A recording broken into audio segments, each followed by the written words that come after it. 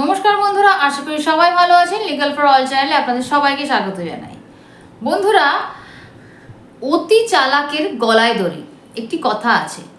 তাই চালাকি একটা লিমিট অবধি ঠিক আছে, কিন্তু চালাকিটা যদি অত্যাধিক হয়ে যায় তাহলে আপনাকেই কিন্তু ফাঁদে পড়তে হবে।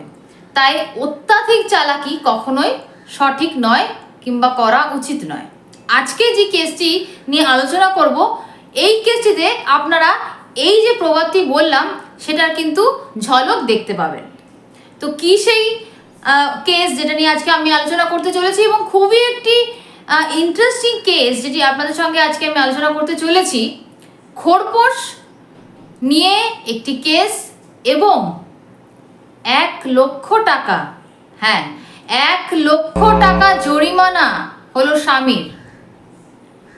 কিভাবে কি সেই কেসটি ছিল সেটা নিয়ে আলোচনা করব, দেখতে থাকুন আছে সম্পূর্ণ ভিডিও।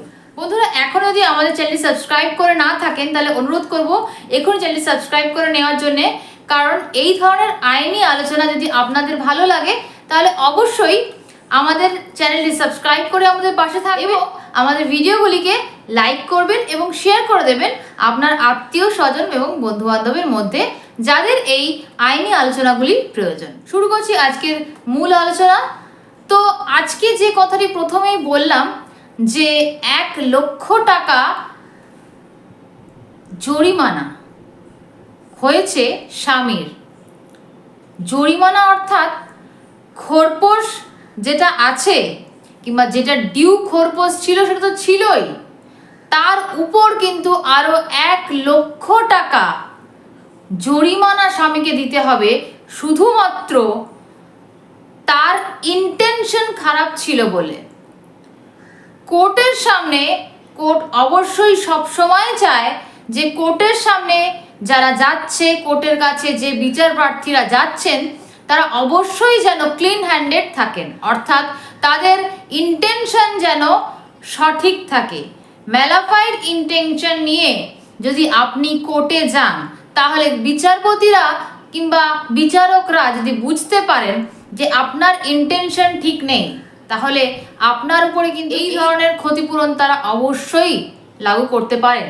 আজকের যে কেসটি, সেই কেসটিতে ট্রায়াল কোর্টে 30,000 টাকা পার মান্থ অর্ডার হয় স্ত্রীর খোরপোশ হিসেবে, স্ত্রী এবং তার বাচ্চার খোরপোশ হিসেবে, যেখানে স্বামীর ইনকাম মাসিক প্রায় 2 থেকে 2.5 লক্ষ টাকা।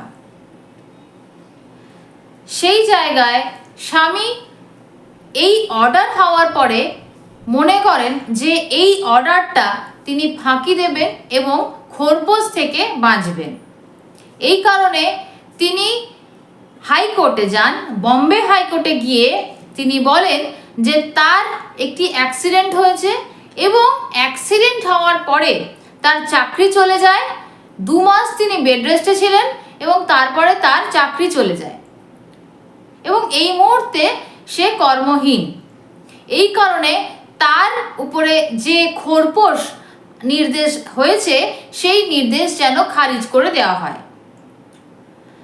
এই অ্যাপিল নিয়ে হাজবেন্ড যখন হাইকোর্টে যান তখন হাইকোর্টের বিচারপতি সম্পূর্ণ কেসটি ভালোভাবে পর্যবেক্ষণ করেন এবং সেইখানে স্ত্রীপক্ষ জানান যে এই যে অ্যাক্সিডেন্টের কথা স্বামীপক্ষ বলছেন, সেখানে এই অ্যাক্সিডেন্টের পরেও একটি ম্যাট্রিমোনিয়াল সাইটে তার স্বামী বিজ্ঞাপন দিয়েছেন যে তার মাসিক ইনকাম 2 থেকে 2.5 লক্ষ টাকা এবং বার্ষিক তিনি প্রায় 65 লক্ষ টাকা ইনকাম করেন। এবং এই ঘটনা কিন্তু ঘটেছে তার উল্লেখিত অ্যাক্সিডেন্ট যেটা হয়েছে, যার জন্যে তিনি অ্যাপিলে এসছেন যে তার খোরপোশের যে অর্ডার সেটাকে বন্ধ করে দেওয়া হোক, সেই অ্যাক্সিডেন্টের পরে কিন্তু এটা করা হয়েছে। এবং বিচারপতি দেখেন যে স্বামী একজন সফটওয়্যার ইঞ্জিনিয়ার এবং তিনি প্রায় 2 থেকে 2.5 লক্ষ টাকা মাসিক ইনকাম করেন এবং তিনি যে অ্যাপিলে এসছেন তার ইন্টেনশনটা পুরোটাই ম্যালাফাইড ছিল। সে যে কোনোভাবে খোরপোশ থেকে বাঁচার জন্যে খোরপোশ না দেওয়ার কারণে এই অ্যাপিল করেছেন এবং সম্পূর্ণ মিথ্যে একটি কেস করেছেন। এই ঘটনা যখন বিচারপতি বুঝতে পারেন প্রচণ্ড পরিমাণে ক্ষুব্ধ হন এবং 1,00,000 টাকা জরিমানা স্বামীর উপরে কিন্তু নির্দেশ দেন। তো এইখানে আমরা দেখতে পাচ্ছি আইন হিসেবে আপনি যদি বিবাহিত হন এবং আপনার স্ত্রী এবং বাচ্চা যারা আপনার উপরে ডিপেন্ডেন্ট, অর্থাৎ তারা নিজেদের যে ভরণ পোষণ সেটা করতে সক্ষম নয়, সেক্ষেত্রে আপনার কর্তব্য দাঁড়ায়, আপনার কর্তব্য এটা যে আপনার স্ত্রী এবং আপনার বাচ্চাকে আপনাকে অবশ্যই ভরণ পোষণ দিতে হবে এবং সেই ভরণ পোষণের যে পরিমাণ সেটা হবে আপনার ইনকামের উপরে। অর্থাৎ আপনার সঙ্গে যদি তারা থাকতো তাহলে তারা যে ধরনের লাইফস্টাইল লিড করতো সেই লাইফস্টাইল লিড করার জন্য তাদের যে পরিমাণ অর্থের মাসিক প্রয়োজন সেই পরিমাণ অর্থই কিন্তু মেনটেনেন্স হিসেবে ধার্য করা হয়। তো সেই জায়গায় দাঁড়িয়ে যদি একজন ব্যক্তি মনে করেন যে তার স্ত্রী এবং বাচ্চাকে তিনি কোনোভাবে ভরণ পোষণ দেবেন না, সেক্ষেত্রে সেই ভরণ পোষণ দেওয়াটাকে এড়ানোর জন্য তিনি মিথ্যের সহায়তা নেন, তাহলে অবশ্যই কিন্তু তিনি ফেঁসে যেতে পারেন পরবর্তীকালে, যে জিনিসটা কিন্তু এই কেসের ক্ষেত্রে হয়েছে।